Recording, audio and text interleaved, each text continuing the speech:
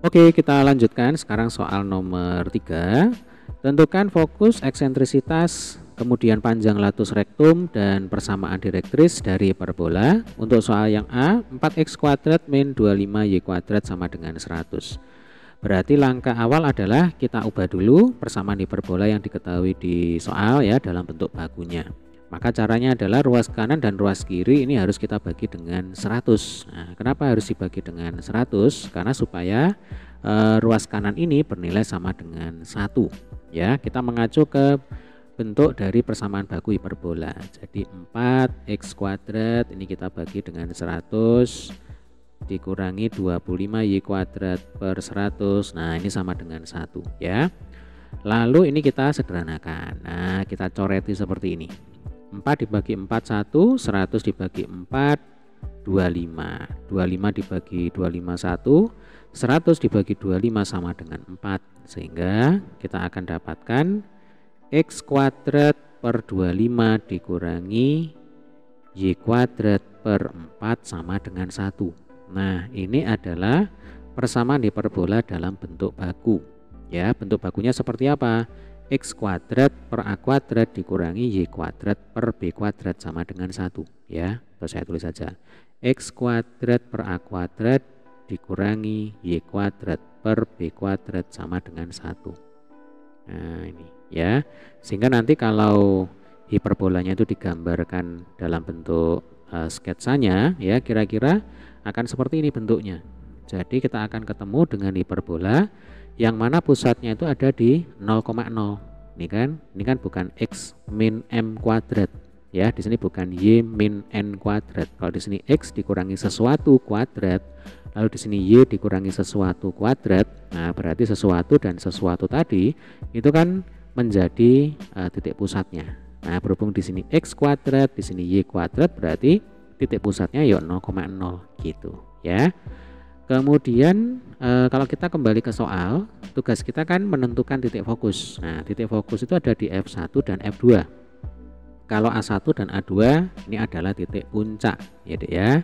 Nah, jadi F1 nanti koordinatnya itu adalah C,0, kemudian di sini min C,0. Nah, berarti kita akan hitung ini berapa nilainya C ya.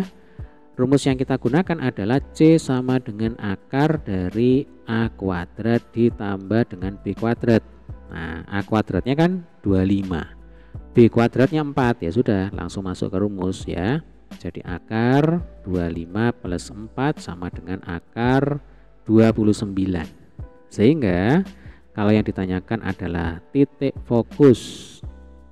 Nah, ini langsung aja ya, langsung aja untuk F1 koordinatnya adalah akar 29,0.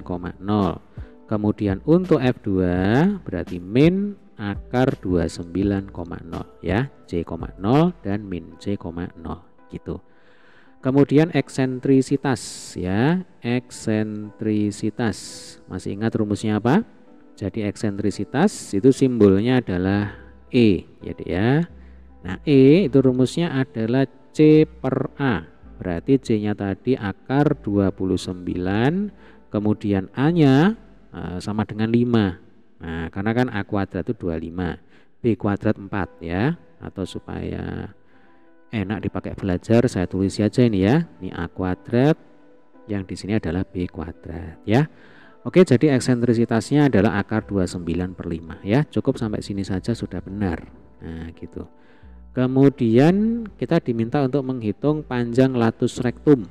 Nah, latus rektum ya. Latus rektum rumusnya adalah L sama dengan 2B kuadrat per A. Berarti 2 kali 4 per 5 sama dengan 8 per 5 ya. Oke, ini latus rektum. Nah, saya beri garis juga. Kemudian yang terakhir ya, terakhir di soal A ya, maksudnya persamaan direktris. Nah, untuk persamaan direktris, yang dimaksud dengan direktris itu adalah garis ya yang tegak lurus dengan sumbu mayor. Ini kan sumbu mayor. Nah, berarti nanti X sama dengan sekian dan X sama dengan sekian. Nah, persamaannya itu adalah X sama dengan plus minus A kuadrat per C. Jadi untuk direktris ya, direktris. Nah, nanti persamaannya adalah X sama dengan plus minus A kuadrat per C. Berarti plus minus A kuadratnya tadi sama dengan 25. Kemudian C-nya sama dengan akar 29. Nah, yang dimaksud plus minus itu berarti nanti ada nilai positif dan nilai negatif. Ya. Jadi yang nilainya negatif ya mestinya di sebelah sini. Yang nilainya positif di sebelah situ kan gitu. Ya.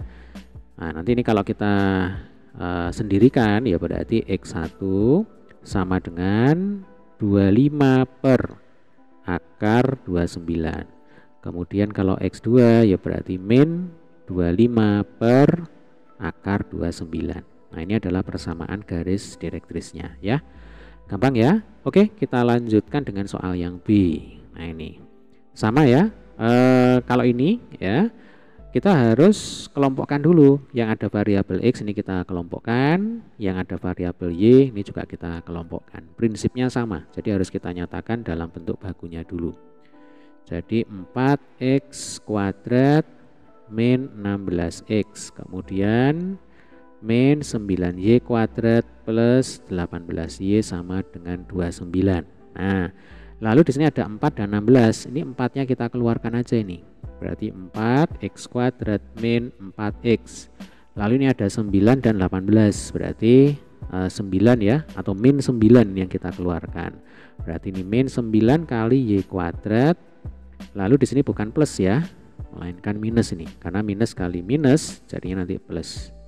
Nah, seperti ini sama dengan 29. Nanti ini kalau masing-masing kita kali masuk ya, itu akan kembali ke bentuk di atasnya. 4X kuadrat, ini 4 kali min 4 16, min 16 ya kan, min 16X dan seterusnya. Nah, langkah selanjutnya yaitu ya, kita akan gunakan cara atau metode melengkapkan kuadrat ya. Ini sudah sering kita singgung ini. Jadi 4X kuadrat min 4X ini tulis persis seperti ini. Lalu di sini tuliskan tanda plus ya, ini harus plus. Nah, plus berapa? Ini kan angka 4. Nah, 4 langsung kita bagi dengan 2. 4 per 2 itu sama dengan 2, kemudian dikuadratkan tutup kurung. Kita geser sebelahnya. 9Y kuadrat min 2Y. Di sini plus ya. Plus berapa? Ini angka 2. 2 per 2 dikuadratkan berarti plus 1 kuadrat tutup kurung. Nah, mestinya ini kan langsung sama dengan 29. Tetapi nanti itu menjadi tidak ekivalen dengan bentuk persamaan di atasnya. Apa maksudnya? Coba perhatikan. Kalau ini kita kali masuk 4X kuadrat itu kan sama. 4 kali min 4X sama. Tapi begitu 4 kali 2 kuadrat itu beda. Sebab yang di atas ini tidak ada 4 kali 2 kuadrat, tidak ada 4 kali 4 ya.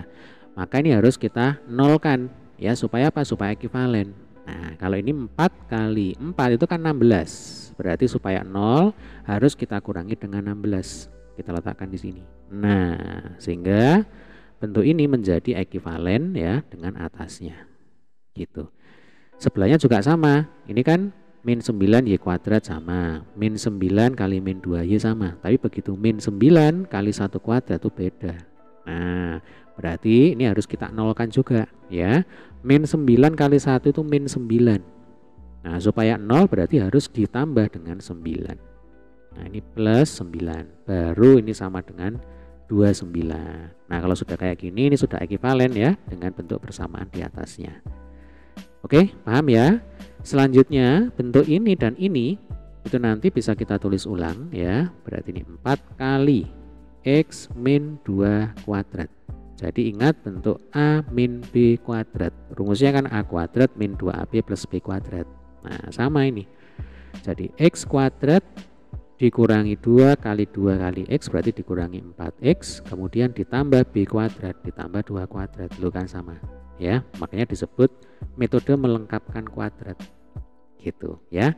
Yang sebelahnya juga sama ya. Jadi min 9 kali Y dikurangi, ini kan 1 kuadrat, berarti Y dikurangi 1 tutup kurung di kuadrat ya.